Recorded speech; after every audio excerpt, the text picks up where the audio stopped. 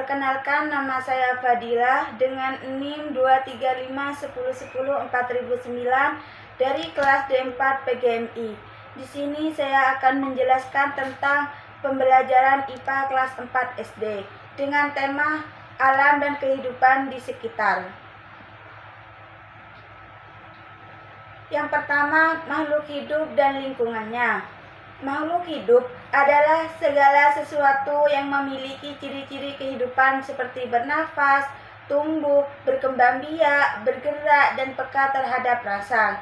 Lingkungan adalah segala sesuatu yang ada di sekitar makhluk hidup, baik yang hidup biotik maupun tidak hidup abiotik. Hubungan makhluk hidup dan lingkungan. Makhluk hidup saling bergantung satu sama lain. Contohnya, tumbuhan menghasilkan oksigen yang dibutuhkan manusia dan hewan, sedangkan manusia dan hewan menghasilkan karbon dioksida yang dibutuhkan tumbuhan. Dan yang selanjutnya, struktur dan fungsi bagian tumbuhan. Tumbuhan memiliki bagian-bagian yang bekerja sama untuk mendukung kehidupannya. Bagian dan fungsinya, seperti akar, menyerap air dan mineral dari tanah serta menegakkan tumbuhan. Dan yang kedua, batang, menopang bagian tumbuhan dan mengalirkan air serta zat makanan. Dan yang ketiga, daun, tempat terjadinya fotosintesis, pembuatan makanan dengan bantuan cahaya matahari. Dan yang keempat, bunga, alat perkembangbiakan tumbuhan. Dan yang terakhir, buah dan biji, hasil dari proses pembuahan yang berfungsi menghasilkan tumbuhan baru.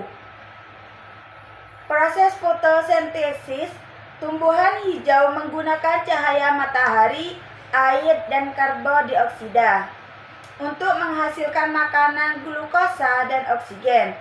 Dan yang selanjutnya, struktur dan fungsi tubuh manusia dan hewan. Tubuh manusia dan hewan tersusun atas berbagai organ yang memiliki fungsi tertentu agar dapat hidup dan melakukan aktivitas. Sistem organ manusia. Yang pertama, pencernaan. Mengubah makanan menjadi zat yang dapat diserap tubuh. Dan yang kedua, pernafasan. Mengambil oksigen dan mengeluarkan karbon dioksida. Dan yang ketiga, peredaran darah. Peredaran darah ini mengalirkan darah ke seluruh tubuh. Dan yang keempat, rangka dan otot. Rangka dan otot ini menopang tubuh dan membantu bergerak. Perbedaan manusia dan hewan itu, manusia memiliki kemampuan berpikir dan berkomunikasi lebih kompleks dibandingkan hewan. Dan yang selanjutnya, gaya, energi, dan perubahan wujud benda. Gaya dorongan atau tarik yang dapat mengubah bentuk atau gerak suatu benda. Untuk jenis gaya ini ada beberapa bagian. Yang pertama, gaya otot, dan yang kedua, gaya gravitasi, dan yang ketiga, gaya gesek, dan yang terakhir, gaya magnet. Energi, kemampuan untuk melakukan kerja. Sumber energi seperti matahari, listrik, air, angin, makanan, dan bahan bakar. Untuk perubahan bentuk energi, seperti energi panas menjadi gerak, energi listrik menjadi cahaya, dan sebagainya. Untuk perubahan wujud benda, padat ke air, yaitu mencair seperti es menjadi air. Dan yang kedua, cair ke padat, seperti membeku. Sama halnya air menjadi es. Yang ketiga, cair ke gas, yaitu menguap, seperti air mendidih menjadi uap. Dan yang keempat, gas ke cair, yaitu mengembun, seperti embun di pagi hari. Dan yang terakhir, padat ke gas, yaitu menyublim, seperti kapur baru dan yang habis. Selanjutnya, bumi dan alam semesta, sumber daya alam. Bumi dan alam semesta. Bumi adalah planet tempat manusia hidup, sedangkan alam semesta mencakup semua benda langit seperti matahari, bulan, dan bintang.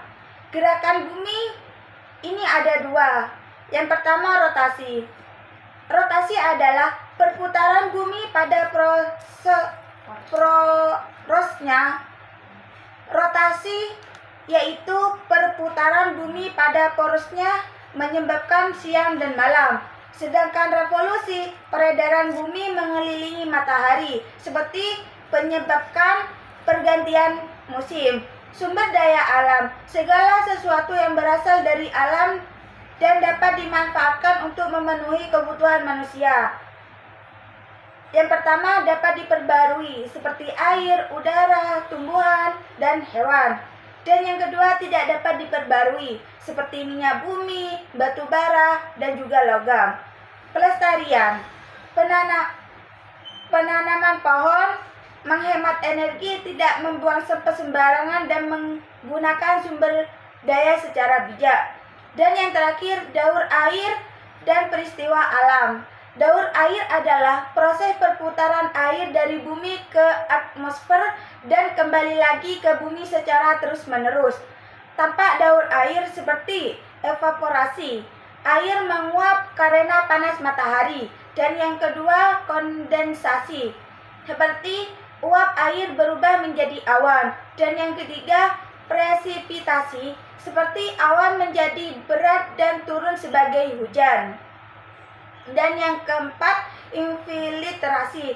Air hujan meresap ke tanah dan mengalir ke sungai atau laut. Manfaat daur air ini ada 3. Yang pertama, menyediakan air bersih. Dan yang kedua, menjaga keseimbangan alam. Dan yang terakhir, mendukung kehidupan makhluk hidup. Peristiwa alam ini seperti gempa bumi, gunung meletus, banjir, tanah, dan longsor. Sekian pemaparan materi dari saya. Akhirul kalam. Wassalamualaikum warahmatullahi wabarakatuh.